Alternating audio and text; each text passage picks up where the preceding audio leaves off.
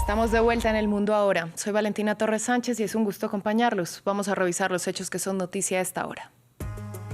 El presidente de Estados Unidos, Donald Trump, reiteró este jueves que no tiene prisa en lograr un acuerdo, pero que el reloj sigue corriendo para Irán. Esto luego de que Israel asegurara que espera la luz verde de Washington para retomar los ataques contra la República Islámica. Washington tiene previsto acoger una nueva ronda de conversaciones entre Israel y Líbano este jueves, sin que por el momento se conozcan mayores detalles. Una cita que busca prolongar el alto el fuego que vence este domingo, pero que tampoco ha logrado frenar los ataques. En Argentina, el gobierno de Javier Milei bloqueó el acceso de todos los periodistas acreditados para entrar a la Casa Rosada.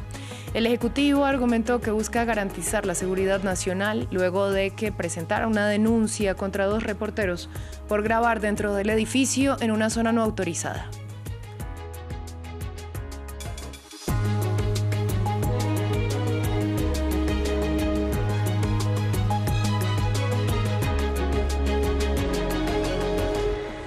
Abrimos este informativo con la más reciente declaración del presidente de Estados Unidos, Donald Trump, quien a través de Truth Social indicó que no tiene prisa por lograr un acuerdo, pero que el reloj sigue corriendo para Irán.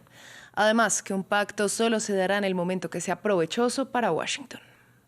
Para aquellos cada vez menos que leen el decadente New York Times o ven CNN y que piensan que estoy ansioso por terminar la guerra con Irán, les informo que probablemente soy la persona con menos presión en esta posición.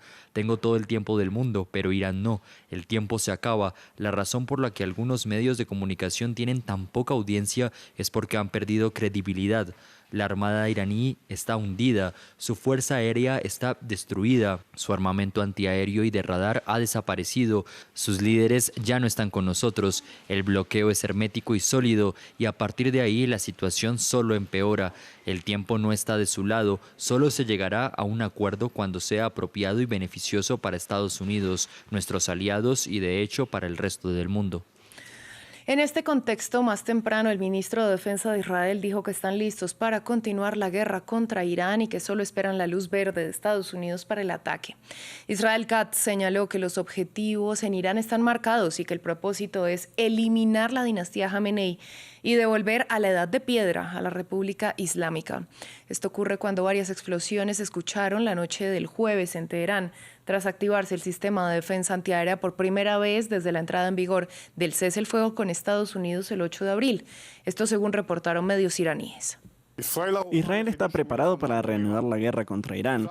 El ejército está preparado para la defensa y el ataque y los objetivos están marcados. Estamos esperando la luz verde de Estados Unidos, ante todo para completar la eliminación de la dinastía Jamenei, iniciadora del plan de destrucción contra Israel, y de los sucesores del liderazgo del régimen terrorista iraní, y además para devolver a Irán a la Edad Media y a la Edad de Piedra, haciendo estallar las principales instalaciones de energía y electricidad y aplastando las infraestructuras nacionales y económicas. Actualizamos la situación en el estrecho de Hormuz. El presidente de Estados Unidos afirmó que su armada tiene el control de ese paso. Una afirmación sin pruebas que sucede luego de que la televisión iraní difundiera imágenes de las capturas de 3 barcos del miércoles. Ramiro Cueva Barberena nos cuenta más. Continúa la disputa discursiva sobre el control del estrecho de Hormuz. Sin dar pruebas al respecto, el presidente de Estados Unidos afirmó que tienen el dominio total de Hormuz y que destruirán las embarcaciones que planten minas en la zona. Tenemos el control total del estrecho de Hormuz. Ningún barco puede entrar ni salir sin autorización de la Armada de los Estados Unidos. Está herméticamente cerrado hasta que Irán sea capaz de llegar a un acuerdo. Este jueves, el Departamento de Defensa publicó imágenes sobre la captura en el Océano Índico de un buque petrolero apátrida sancionado por Estados Unidos que transportaba petróleo iraní. Esto después de que la televisión estatal de Irán emitiera imágenes de soldados iraníes abordando el buque portacontenedores MSC Francesca con bandera de Panamá y el Epaminondas con bandera de Liberia. Ambos fueron objeto de disparos y el Epaminondas, operado por una empresa griega, sufrió daños en el puente de mando. Son los primeros buques capturados por Irán desde el MSC Aries en 2024. Las fuerzas iraníes también dispararon contra un tercer buque, el Euphoria, con bandera de Liberia. Teherán afirmó que había quedado varado, pero según se informa, ha podido llegar a los Emiratos Árabes Unidos sin sufrir daños. Por otro lado, el vicepresidente del Parlamento iraní subrayó que los primeros pagos de peajes cobrados a buques por transitar por el estrecho de Hormuz ya fueron depositados en el Banco Central del país. Vamos ahora a Washington, donde está previsto que se produzca una nueva ronda de conversaciones entre Israel y Líbano en medio de la guerra que Tel Aviv mantiene contra el grupo Hezbollah.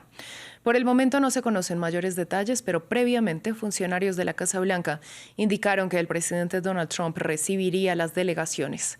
Esta ronda tiene como objetivo extender el cese del fuego que vence el domingo, pero que no ha detenido los ataques de Israel en el sur del territorio libanés.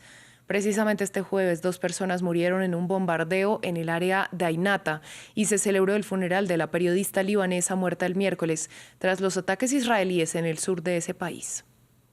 Este fue un ataque directo y deliberado con el objetivo de asesinar a nuestra colega Amal Jalil. Ella ya había recibido una amenaza de muerte explícita del enemigo israelí. Ayer fue vigilada y luego atacada. Además, se impidió que la ambulancia llegara hasta ella para rescatarla. Ahora vamos a Francia, donde este jueves se realizó una ceremonia en homenaje a Florian Montorieux, el casco azul de la FINUL que perdió la vida en un ataque en el Líbano. Sus superiores lo llamaron un ejemplo vivo. Desde 1978, 144 soldados franceses han muerto en operaciones en Líbano. Ramiro Cueva Berena nos amplía. Francia rinde sus respetos a Florian Montorieux. En la base de Montauban, al suroeste del país, las tropas francesas homenajearon al sargento mayor que murió en Líbano el último sábado mientras operaba como miembro de la FINUL. Su caso fue considerado como un ejemplo militar. Esta ceremonia es importante para todo el regimiento y para el ejército porque, en definitiva, hoy honramos al sargento mayor Montorieux, acompañamos a su familia, pero cada miembro del ejército y cada soldado francés se enfrenta hoy a su compromiso, que es servir a su país, incluso hasta la muerte si es necesario. El general destacó las calidades del sargento mayor. Montorieux era un suboficial excepcional, un ejemplo vivo, y puedo asegurarles que para las generaciones futuras también será un ejemplo para los futuros paracaidistas. A la ceremonia asistió la ministra de Defensa, que explicó lo que simboliza Líbano para Francia, donde 144 soldados han muerto desde 1978. Recordó en particular el atentado de 1983 contra el edificio llamado Drakkar, en Beirut, que le costó la vida a 58 paracaidistas franceses. Para Francia, el Líbano es una historia de sangre y sacrificio. Una historia donde el nombre de Drakkar sigue siendo para nuestra nación una de sus heridas más profundas. El presidente Emmanuel Macron culpó a Hezbollah de perpetrar el ataque, algo negado por el grupo libanés. Desde que comenzó la guerra en Medio Oriente entre Estados Unidos, Israel e Irán, 3 soldados franceses murieron en la región. Vamos hasta Chipre porque los líderes de la Unión Europea se reúnen en una cumbre informal que tiene como centro la situación en Medio Oriente y el cierre de Hormuz, así como encontrar una respuesta al aumento en el precio de la energía. Un encuentro que durará hasta el viernes y previo a él los presidentes de la Comisión Europea y el Consejo Europeo, junto con el presidente Volodymyr Zelensky, emitieron un comunicado en el que llamaron a terceros países para que ayuden a cubrir las brechas en las finanzas de Ucrania. Al tiempo, el ucraniano agradeció al bloque el préstamo aprobado por un monto de 90.000 millones de euros. Cambiamos de región. En Argentina, el gobierno de Javier Milei bloqueó el acceso de todos los periodistas acreditados a la Casa Rosada. El Ejecutivo argumentó su decisión, asegurando que buscan garantizar la seguridad nacional. Esto luego de que presentaran una denuncia contra 2 reporteros que se encontraban en el interior de la Casa de Gobierno, grabando en una zona en la que no está permitido.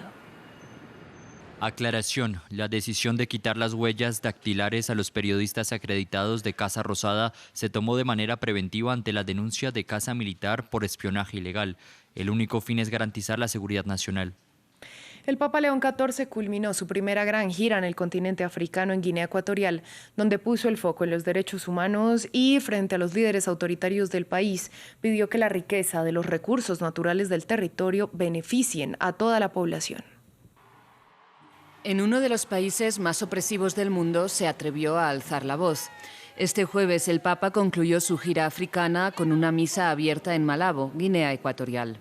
Cuando la vida interior se clausura en los propios intereses, ya no hay espacio para los demás. Ya no entran los pobres, ya no se escucha la voz de Dios.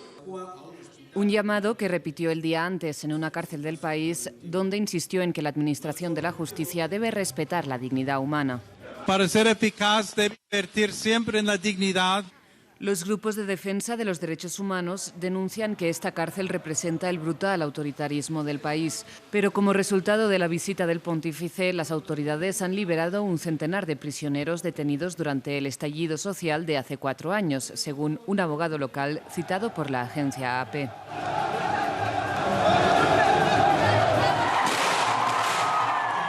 Horas antes, el jefe de la Iglesia Católica ofreció una misa en una opulente basílica inspirada en el Vaticano, frente al líder Teodoro Obiang Ghemambasogho, que lleva casi medio siglo en el poder. Animó a repartir mejor la riqueza del petróleo. Son muchas las riquezas naturales que el Creador les ha dado. Los exhorto a cooperar para que puedan ser una bendición para todos. La lluvia no impidió las celebraciones en el país de mayoría católica, donde la última visita papal fue en 1982 y donde León XIV cerró una gira de 11 días marcada por su oposición a la guerra de Donald Trump y que antes de Guinea Ecuatorial lo llevó también por Argelia, Camerún y Angola. Una foto que muestra la separación de una familia ecuatoriana a manos de los agentes de inmigración de Estados Unidos ganó el premio de foto del año del concurso World Press Photo 2026. El jefe del certamen calificó la instantánea de Carol Gutsy como un ejemplo poderoso de por qué el periodismo independiente importa, añadiendo que la cámara recoge el testimonio de una política que destroza vidas. Con las caras retorcidas de dolor, estas chicas se aferran desesperadamente a su padre Luis, mientras se lo llevan los agentes del ICE. El momento fue capturado por Carol Gutsy, de la agencia Zuma y Eyewitness para el Miami Herald. Este jueves recibió el premio Foto del Año. Lo que ella registra aquí no es solo un momento de dolor. Son pruebas, documentación de una política de gobierno que es aplicada sistemáticamente a personas que siguen las normas que se les dieron.